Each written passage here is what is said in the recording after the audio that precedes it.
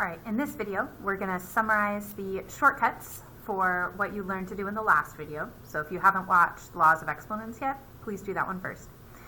And then we're also going to talk about what on earth we should interpret negative exponents to mean. All right, so the easiest way for me to think about these exponents is to really take things to their extremes, right? So let's say we have 50 x's being multiplied together, and we want to multiply that by 25 x's being multiplied together. Hopefully, it makes sense to you that if I were to write all these out, like picture it in your brain, 50 of them, and then 25 more, we would end up with x to the 75. So our shortcut rule here is that if we have x to the a times x to the b, how could we write that answer? Do it now. Hopefully you agree that would be x to the a plus b. This is what's called the product rule. I'm never going to need you to know that though. All right, let's do the next one. Let's say we have x to the 100th, and then I'm taking all that to the power of 5. So you can picture it. You've got 100 x's times 100 x's times 100 x's times 5 of that. Okay? If you add them all up, we should end up with x to the 500th. So let's write this down as a rule. If we have x to the a to the power of b, what is that? What do we do there? Hopefully you agree that's the same as x to the power of a times b. So that means if you have an exponent on the outside of the parentheses and one on the inside, you are multiplying those together. Just like how you add them together if you're multiplying. Everything's like moving down a layer. And let's say we have x to the 300th divided by x to the 5th. Got 300 of them along the top, 5 on the bottom. 5 of those ones on the bottom are going to cancel with 5 of them up top, leaving me with 295 still on the top. So then my rule would be x to the a divided by x to the b gives me what? Hopefully you agree that's x to the a minus b. Okay, now we're going to come back in a little bit and we're going to add one more rule on here. Okay, so leave yourself a little bit of space. We're going to move on to something else. Okay, so next we're going to start thinking about negative exponents. Alright, so I've made a list. 2 to the 4th, 2 to the 3rd, 2 squared, 2 to the 1. Next would be 2 to the 0. After that would be 2 to the negative 1. That's weird. Maybe after that would be 2 to the negative 2. Ooh, super weird. 2 to the negative 3. Okay, now we're going to try and do some math here. Okay, so let's start with 2 to the 4th. So 2 to the 4th, what is that? Take a minute and figure it out. Do you agree with me that it's 16? Because 2 times 2 is 4, 2 times 2 is 4, 4 times 4 is 16. Okay. Then 2 to the 3rd, well that's 2 times 2 is 4 times 2 is 8. 2 squared is 4. Let's look at what's happening here. To get from the 16 to the 8, I divided by 2. To get from the 8 to the 4, I divided by 2. 2 to the 1. Well, that's just 1, 2, so that would just be 2. And yeah, that works. I'm dividing by 2. Then 2 to the 0. You may or may not, you probably don't know that we always define anything to the power of 0 to be 1. And this is why. Because if I follow this pattern that each time I'm dividing by 2, which is the same thing as like multiplying by 1 less 2, right? Dividing by 2 is the same as not multiplying by that 2, or like doing the opposite of that, the backwards. So then 2 divided by 2 would give me 1.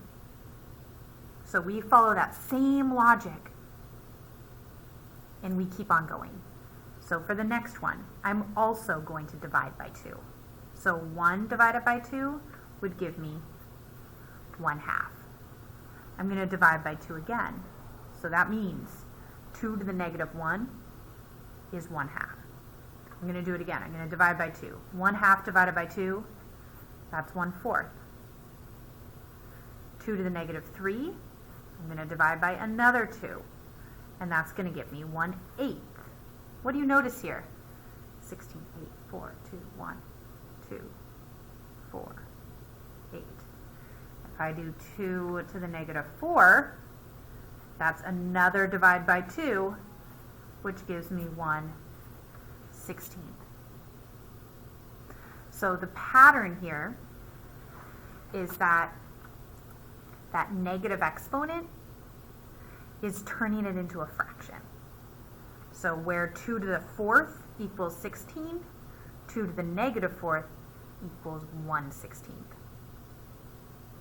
So if I had, let's say, 9 to the negative 2, I know that's the same as 1 over 9 squared, which of course is the same as 1/81st. But we haven't really been doing this with numbers so much. We've been doing this with variables. So let's say we have x to the negative 5th. Well, that's going to be 1 over x to the 5th. That negative exponent forces you to take the reciprocal of the base. Let's write that down. The negative exponent means take the reciprocal of the base. Okay? So if I had x divided by y to the negative 2, that's going to become y over x to the power of 2. And then if we expand it out, that's just y over x times y over x, which is y squared over x squared. You might also make sense of that by seeing that since this was all in parentheses here, the y was squared and the x was squared. So let's go back just for a second before we lose this, and let's add this in as our shortcuts. Okay? So we said that, let's say, x to the negative 17 is equivalent to 1 over x to the 17th. And with a variable, we would say x to the negative a equals 1 over x to the a. All right, let's do one more example, and hopefully this one might help the negative exponent thing make sense in a different way. Okay, so let's say we have x to the 10th over x to the 15th. Take a minute and write down what you think that is. You can use our shortcut or you can expand it out, either way. Okay, so hopefully when you're looking at this, you can think through the fact that if there's 10 on the top, there's 15 on the bottom, 10 of those are going to cancel, and you're going to end up with a 1 on the top and 5 x's left over on the bottom. Now we could also do this using our power rule from before. Remember that said that we could subtract. We can do the a minus the b. Let's try that. So x to the 10 divided by x to the 15. Well, 10 is my a, 15 is my b. So I do x to the 10 minus 15, which is x to the negative 5. Oh, look, x to the negative 5 equals 1 over x to the 5th. Amazing. The one other thing I should probably mention is that if you're solving a problem like this one, and you get x to the negative fifth. Often, you're going to be told to leave your answer with no negative exponents. So then it's on you to change this to be 1 over x to the fifth.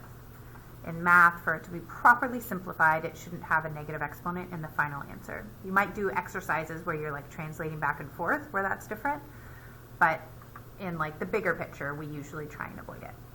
Okay? All right, for your practice problem, I want you to solve x to the 8th over x to the 10th. Good luck.